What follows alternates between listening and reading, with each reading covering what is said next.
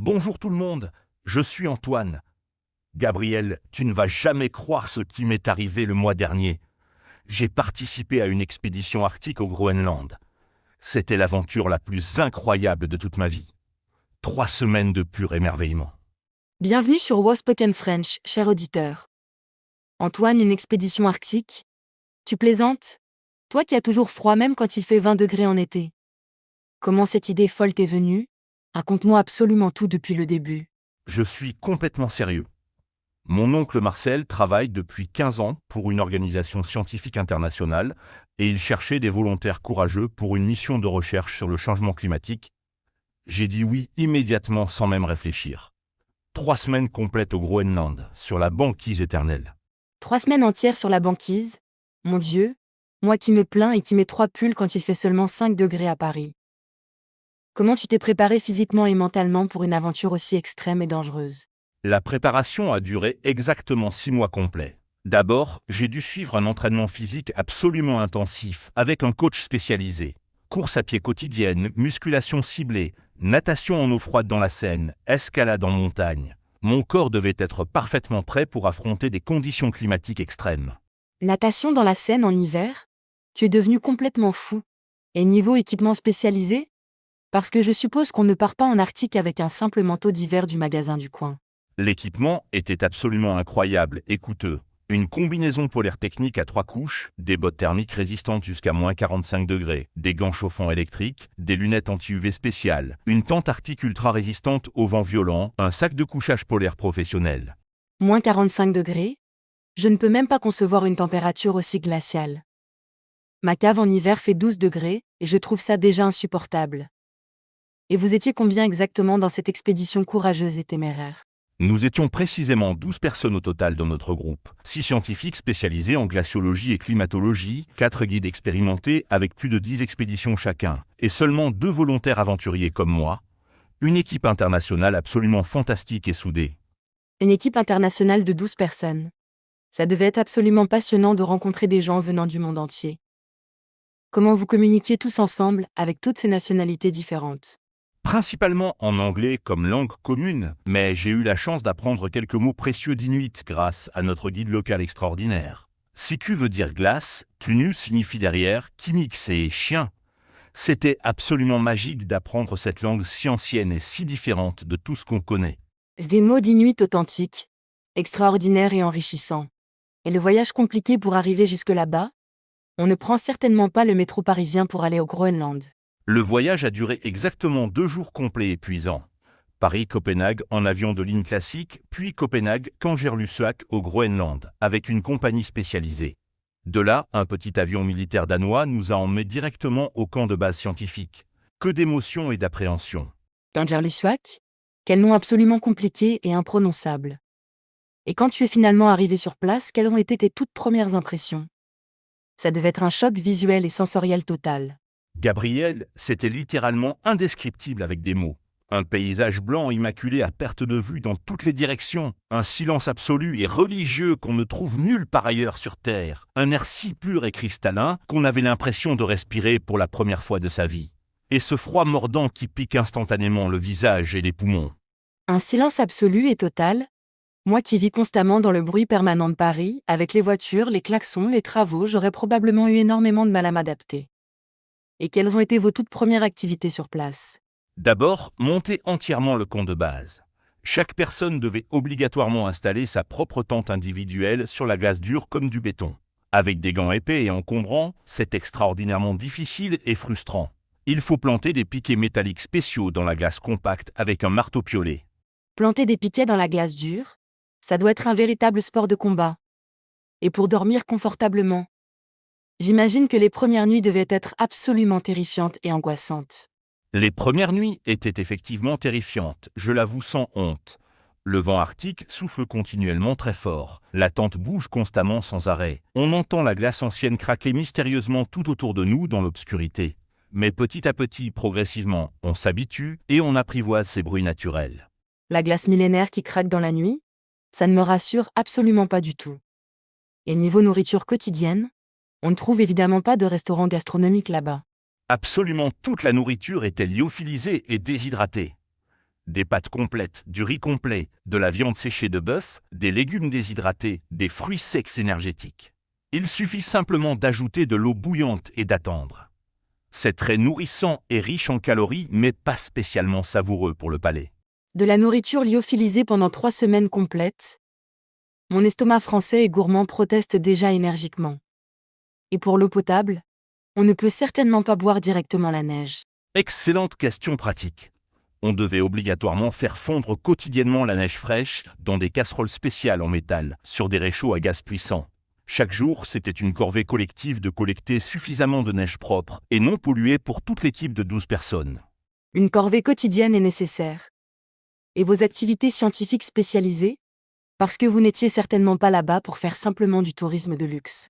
Les scientifiques passionnés étudiaient minutieusement la fonte accélérée des glaciers millénaires. Ils prenaient des mesures ultra précises avec des instruments sophistiqués, collectaient soigneusement des échantillons de glace ancienne, installaient des capteurs électroniques de surveillance. C'était absolument fascinant de les observer travailler avec tant de précision.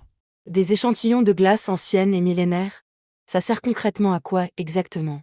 Cette glace contient des informations historiques précieuses sur le climat d'il y a littéralement des milliers d'années. En analysant minutieusement les bulles d'air microscopiques prisonnières, on peut connaître exactement la composition chimique de l'atmosphère du passé. Absolument incroyable comme science, non? Absolument fascinant et révolutionnaire. Des bulles d'air de nos ancêtres préhistoriques. Et toi personnellement, tu aidais comment concrètement dans tout ce travail scientifique? Je portais courageusement l'équipement scientifique lourd, je creusais péniblement des trous profonds dans la glace compacte, j'aidais activement à installer les instruments de mesure délicats. Un travail physique extrêmement dur et épuisant, mais tellement gratifiant intellectuellement. Chaque jour apportait de nouvelles découvertes scientifiques passionnantes. Creuser des trous dans la glace dure. Tes mains ont dû terriblement souffrir. Et vous aviez des moments de détente et de repos? Le soir, après le travail scientifique quotidien, on se rassemblait tous ensemble dans la grande tente commune chauffée. On buvait du thé chaud réconfortant, on racontait nos histoires personnelles, on partageait nos cultures, on regardait les aurores boréales magiques. Ces moments de partage étaient absolument magiques et inoubliables. Les vraies aurores boréales? Tu as réellement vu des aurores boréales de tes propres yeux? Décris-moi précisément ça, je rêve depuis toujours d'en voir.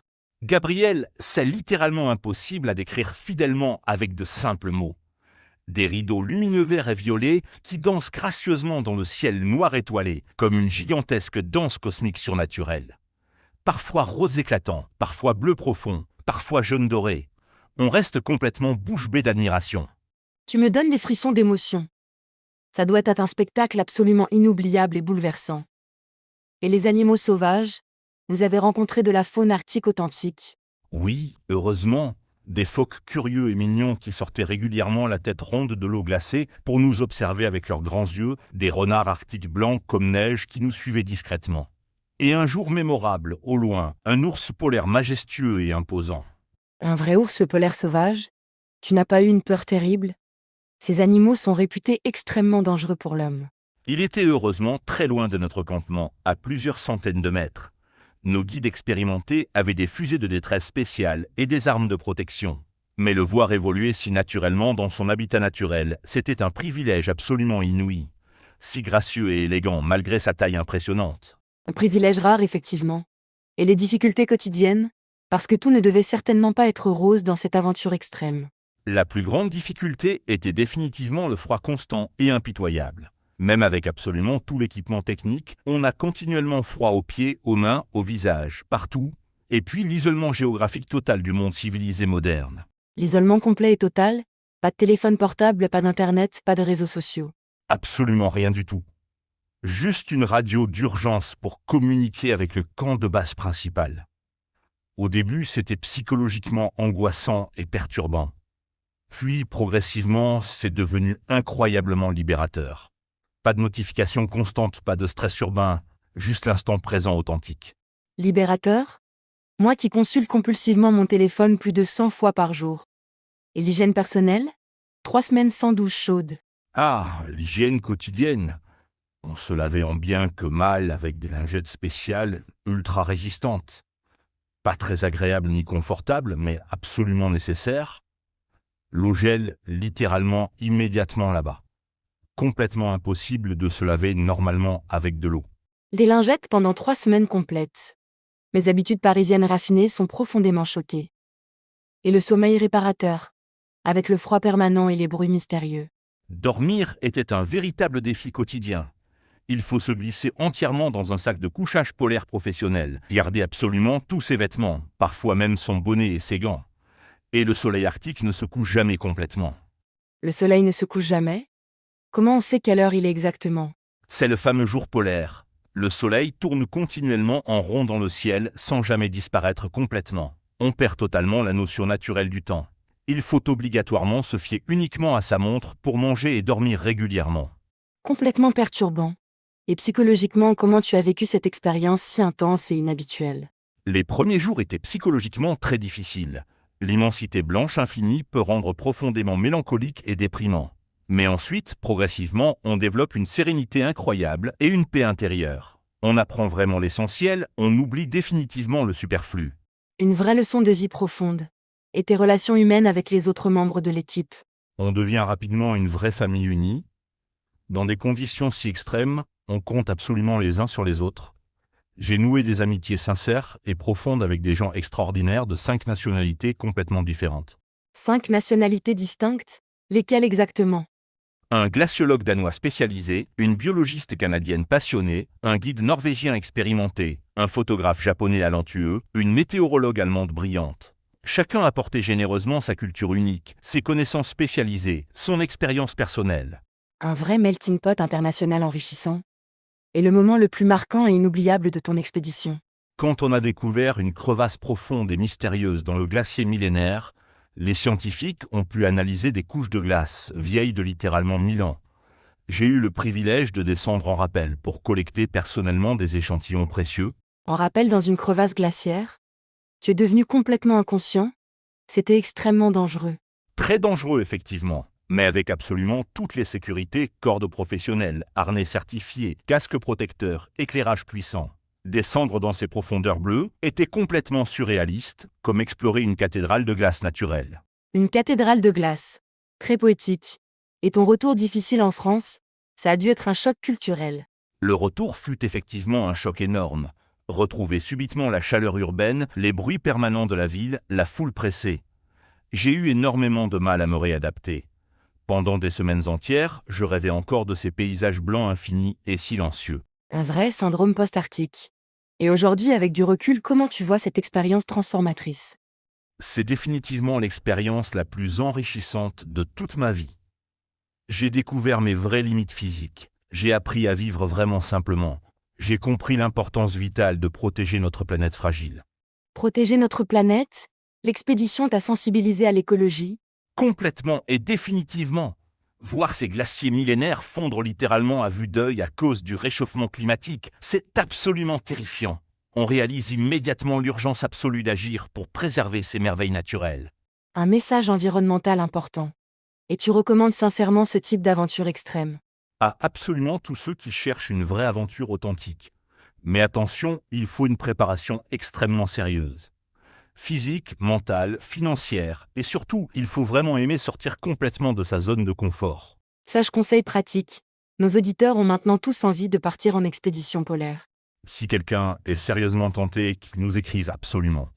Je peux donner énormément de conseils pratiques détaillés, et qui sait, peut-être organiser une expédition Waspoken French unique. Une expédition Waspoken French en Arctique. Voilà une idée absolument originale et folle. Apprendre le français sur la banquise éternelle. Pourquoi pas, effectivement. Avec des cours de français animés autour d'un feu de camp sous les aurores boréales magiques, ce serait absolument unique au monde entier. Absolument génial. Chers auditeurs fidèles, dites-nous rapidement si ça vous intéresse. En attendant, merci Antoine pour ce récit extraordinaire qui nous a fait voyager mentalement. Merci Gabriel, et merci infiniment à tous nos auditeurs passionnés. N'ayez jamais peur de l'aventure, elle transforme complètement notre vision de la vie. Absolument vrai. À très bientôt sur Waspoken French pour de nouvelles aventures, peut-être moins froides la prochaine fois. Au revoir tout le monde, et n'oubliez jamais, l'aventure vous attend absolument partout, même tout près de chez vous. À très bientôt et vive l'esprit d'aventure éternelle.